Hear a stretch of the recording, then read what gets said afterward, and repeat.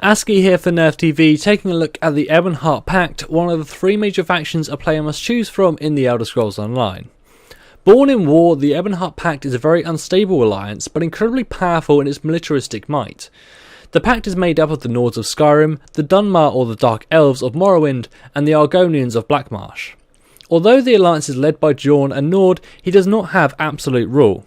The decisions must be discussed in the Great Moot, and the other leaders must approve them.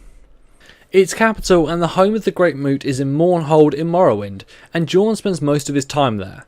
The races have great distrust of each other and have been held in alliance so far because of their shared hatred of the Akaviri invaders.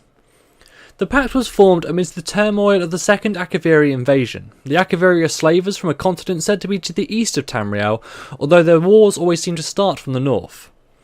The second invasion was no different. Windhelm was sacked and Skyrim's royal family was slaughtered.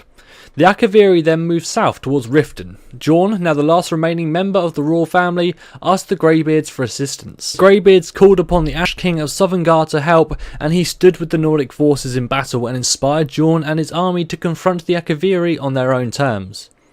The Akaviri decided to avoid this newly regrouped Nord force and instead marched for Morrowind, assuming that the Nords would ignore them once they left the borders of Skyrim. But Jorn and his forces pursued them and eventually trapped them in a pincer attack between the Dunmer and the Argonians, although we do not know for sure yet what caused the Argonians to join in this fight. The Akaviri forces were destroyed, and this played a big part in the forming of the Ebonheart Pact and the Great Moot, and with this single army the Akaviri invaders were quickly repelled. With this new great army, they can now control their own destiny and defeat the Empire, while at the same time preserving their independent homelands. Jorn is an interesting character. He spent most of his younger years in artistic and philosophical pursuits, as well as spending time in many cities across Skyrim and Tamriel.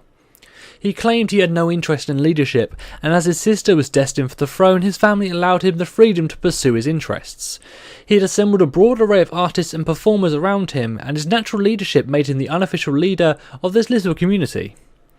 When the Akaviri attacked the northeast of Skyrim, he was in Riften along with his comrades, and now known as the Pack of Bards. They fought their way north to Windhelm just in time to see the gates of the city breached, and although he threw himself into the fray, he was unable to prevent the fall of the city and the deaths of his family.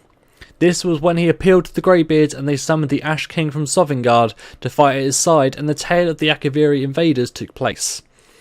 After this, the Ash King returned to Sovngarde, and Jorn was crowned High King of Skyrim. Although the Pact is the most unstable of the three factions, it's also the most powerful, both in size of its forces, but also in the land it controls.